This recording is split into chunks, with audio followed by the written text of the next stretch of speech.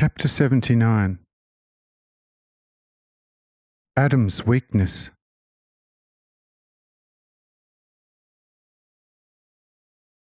After Enoch had concluded his speech, he respectfully bowed to all the patriarchs, and then thanked me in his heart for the immense grace which had once more enabled him to proclaim to the fathers so much of the purely good and true out of me. And Adam rose to his feet and said, Amen, and then continued to speak, saying, My much-loved Enoch, this time I see very clearly that the words you have spoken have not originated within you, but that the Lord, our Almighty Creator and most Holy Father, has put them faithfully into your heart. For truly, dear children, where is the man who could bring forth all that and reveal the meaning of this group of stones so comprehensibly, in all its wondrousness as you have done, through the supreme God's might and mercy? It is the very first time that I have comprehended you so fully, and, as it were, right to the root of the matter. There is just one thing not quite clear to me, namely, that I cannot as yet imagine in what way you receive and hear the holy word within you, that it sounds as if it came from you, whereas the so infinitely exalted meaning clearly proves the contrary, like a calm sheet of water upon which not the least unevenness can be discovered. O dear Enoch, not now, but on a more suitable occasion when it pleases the Lord, do explain and reveal this to all of us, so that we may obtain an inner criterion which would enable us to judge how and when each of us might perceive the holy word within him, either for himself or for all. But I tell you once more, not now, but at a more suitable time. For now, we all thank the Lord that he has deemed us worthy of such exalted instruction, and we shall now continue our journey, and that in the already known order, in the name of Jehovah. Amen.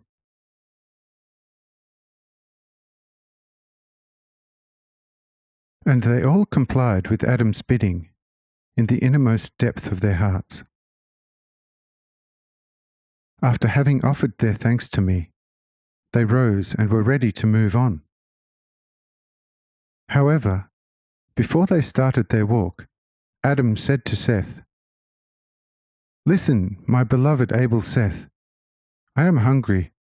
My weakening limbs are telling me that. But you know what I have vowed to the Lord with all of you when the jaws of the beast made almost all of us tremble.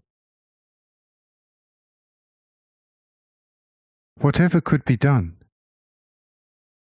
I want to ask Enoch, but it is truly the first time in my life that I lack the courage to ask a child, who is even the children's child, how I can overcome my weakness without breaking this vow. Go to him and ask him quietly for his advice. Amen.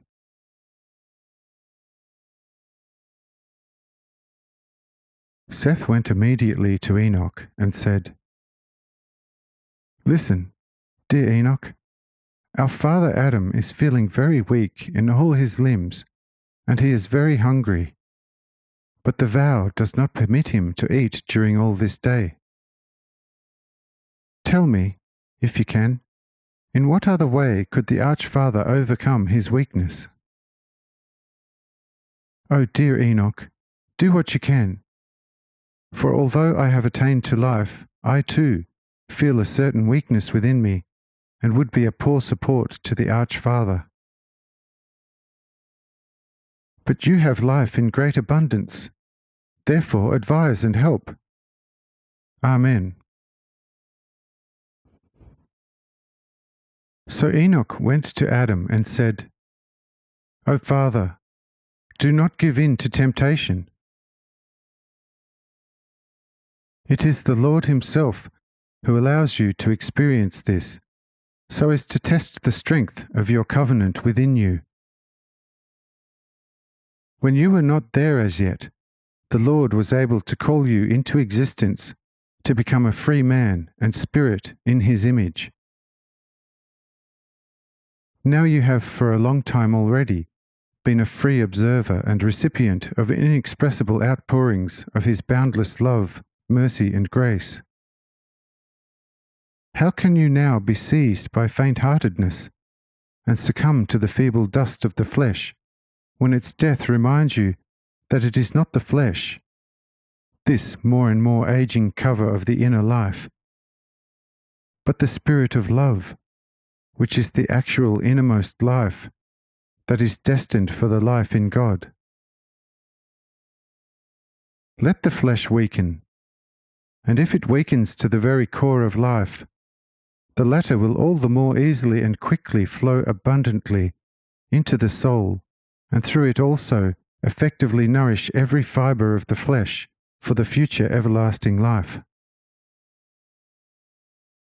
For the Spirit will then absorb the life of the flesh, and death will have nothing left to destroy but itself, which is the empty flesh as such. O Father, rely on your strength of Jehovah in your weakness, and you will enjoy the power of life in your restored strength, and say, O Lord, you best and most holy Father, I did not exist, and you brought me into existence, and there I was in all the brave abundance of strength of the joyful, happy life out of you. It pleased you to test me with many a weakness. Through your grace I recognized the new trial, and in my weakness made you an offering of childlike love. You have once more looked upon my weariness, and I now, greatly rejoicing, am living a new, amazingly wonderful life in you, O Jehovah. All glory, praise, and thanks be to you forever. O dear Father Adam, worthy of all respect, believe me, the weak Enoch, that not an hour will have passed, and your limbs will be stronger than those of the strong tiger. But you must keep the covenant, for the Lord always scorns the faithless fickleness of the heart. For the time being, let me guide and support you, and you will soon fully recognize the Lord's wondrous guidance. Amen.